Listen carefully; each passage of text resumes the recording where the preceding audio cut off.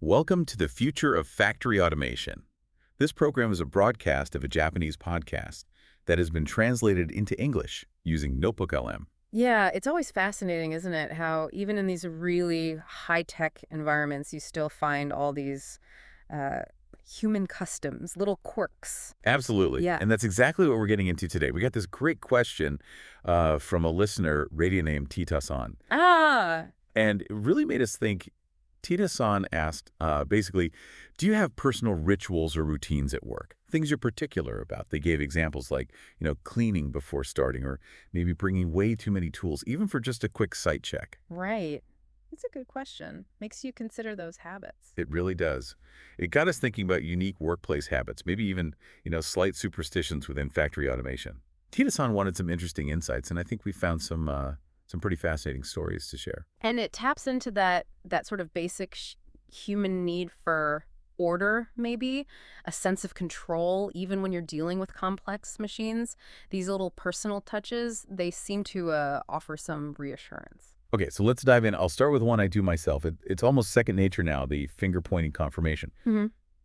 Before I upload parameters, to a machine, and then again right after downloading them, I physically point at the key values, and I say them out loud, confirm them. Even with trusted tools. Yeah, even though I really trust the software for the whole process, the upload, download, extraction, verification, Right. all those steps for getting the machines configured right, there's just this, I don't know, deep-seated need to physically check it, to engage with the data myself. That really highlights something, doesn't it? That tension between relying on digital systems, which we do more and more, and our sort of very human need for something tangible, a physical confirmation for critical stuff. Exactly. Even with all the software checks, that physical act, it adds a layer of psychological comfort, safety. It does.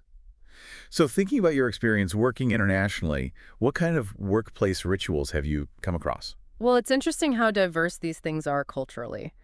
In India, for instance, I often saw someone draw that looked like a specific religious symbol, maybe an A, right on the control panel before starting work. Really? On the panel Yeah. itself?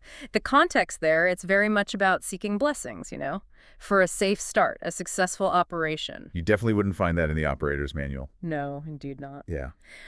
Then in Taiwan, particularly if work involved any risk of fire, there was a much more significant ritual. Okay. They'd prepare this quite large offering, pork, other meats, lots of fruit, and then they'd burn incense. It's deeply rooted in Chinese culture, a way to appease spirits, ensure safety during potentially dangerous work. Wow, that sounds pretty involved. Did you see similar things elsewhere? Yes, actually, in Hong Kong, specifically on construction sites, right when they were starting a new project, I saw a very similar practice. Offerings again? Hmm.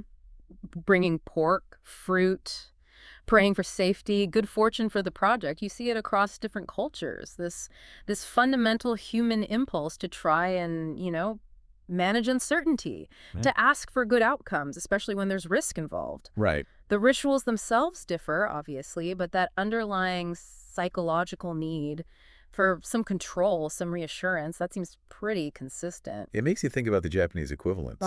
Maybe we don't see engineers drawing symbols every day, but there must be ways these feelings get expressed. Well, sometimes it's more subtle, right? In Japan, maybe not a direct workplace ritual like that, but you have the Shinto Chuchinsai ceremony, the key. Oh, before building something new. Exactly. Before construction starts, it's a traditional groundbreaking ceremony, purifying the site, praying for safety, stability. It's about acknowledging the spirit of the land, harmonizing with it before you build. You could definitely see a parallel there, seeking blessings for a workspace, even an existing one. That makes a lot of sense. And what about those little shrines you sometimes see inside factories or offices? Ugh, the Kamadana.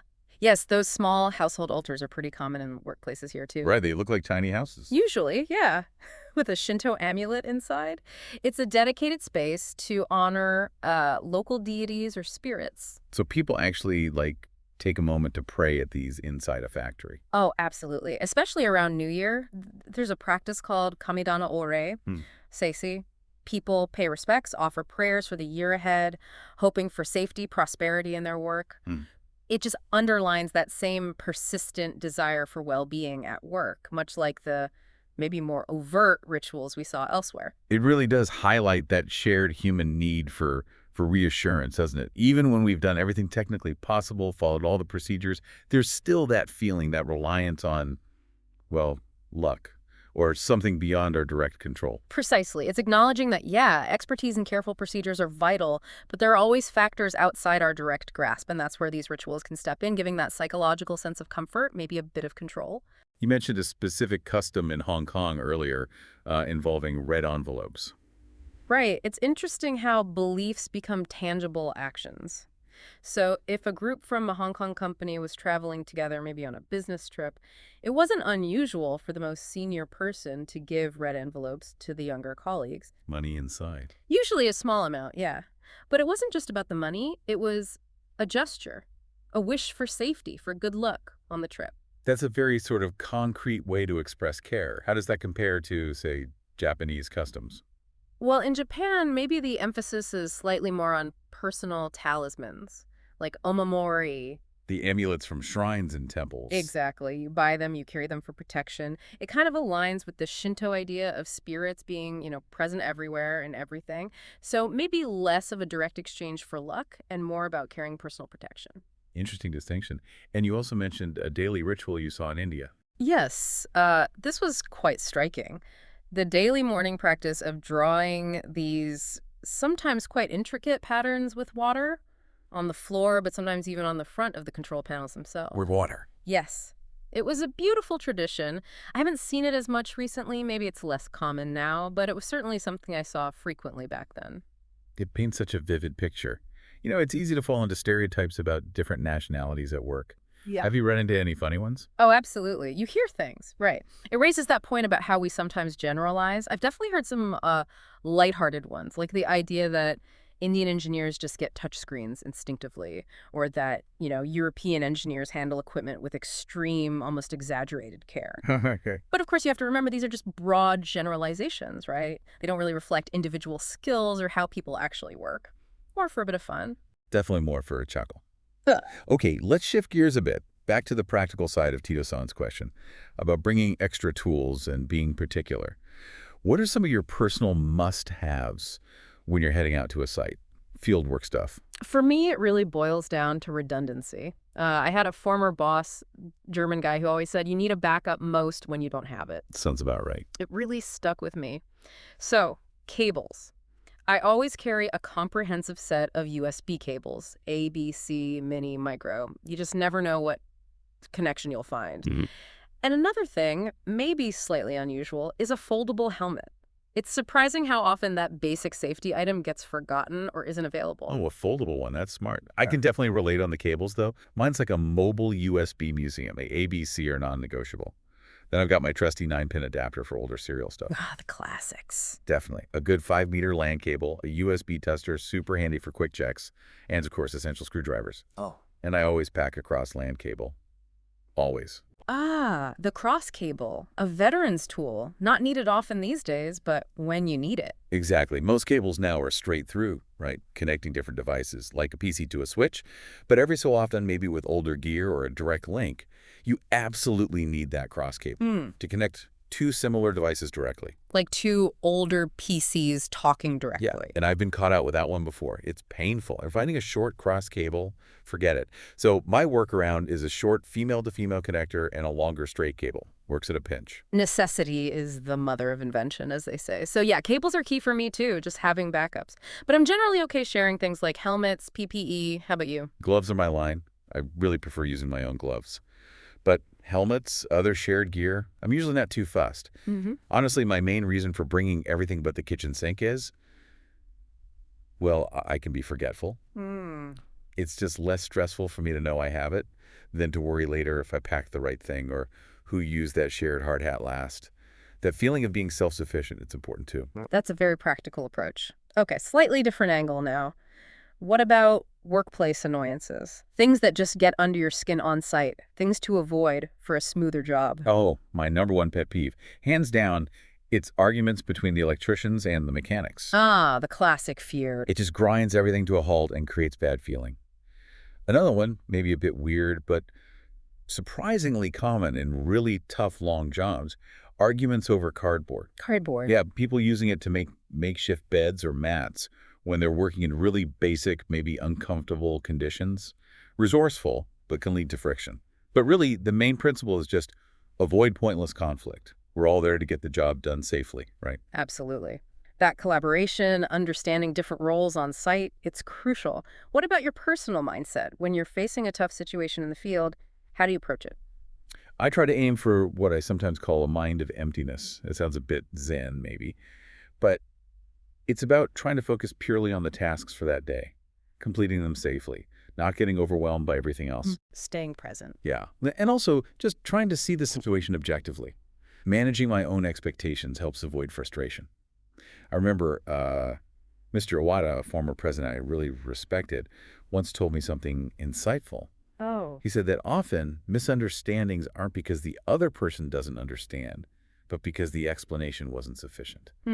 That puts the onus on the communicator. Exactly. Yeah. It really hammered home how critical clear communication is, not just assuming someone else didn't get it. That's a really valuable perspective, focusing on making the explanation better rather than blaming the listener. It prevents so much friction. And it's probably better for your own sanity too, right? Focusing on the facts of the communication breakdown, not getting bogged down in whose fault it is. Exactly. No need for that negativity. On a maybe lighter note, though, there's also that quiet satisfaction in just looking competent, being prepared. Do you ever feel that little pressure to just whip out the right tool at the right moment? Huh? Yeah, there's definitely a blend of genuine practicality and maybe a bit of professional presentation. I get wanting to have, say, a tester right there in your pocket. Right. So you can quickly check something. It does project that image of being on top of things, efficient. Totally. I went through a phase where I actually kept a multimeter in my chest pocket, Yeah. just in case. And, you really admire someone who can smoothly fix some small, fiddly thing with a simple tool they just happen to have. Yeah. Like using a coin to open a specific type of cabinet lock or something. Yes, that quiet competence. It's that practical preparedness. Like always having a small tape measure handy just Yeah. feels right. That resourcefulness leaves a good impression. Speaking of practical things, you mentioned preferring pencils. Yes. Okay, this is my ultimate low-tech hack for being forgetful. I've almost completely switched to pencils at work, not pens. They survive the washing machine. I can't tell you how many pens I've lost or ruined that way. Plus, I just misplace pens constantly. Pencils are tougher. I even got one of those never-ending pencils for my birthday recently. Basically super hard graphite. Hardly wears down. Ah, I've seen those. Because mechanical pencils, they just annoy me. The lead always seems to break inside, drives me crazy. So yeah, for reliability and resilience, I'm team pencil now. A very practical, very relatable solution for fieldwork realities. Well, T-Task said thank you. Again, that was a really great question. Got us thinking about a lot of different things. It really did. This whole discussion has shown that fascinating mix, hasn't it? Cultural beliefs, personal habits, very practical needs, all playing out in factory automation. Absolutely. And maybe a final thought for you, our listener, to take away from this. But think about your own work for a second. What are those seemingly small rituals or little preparations you always do? Things that give you comfort, maybe make things feel more efficient, or just give you a sense of control. You might find those little habits are actually more significant than they seem on the surface.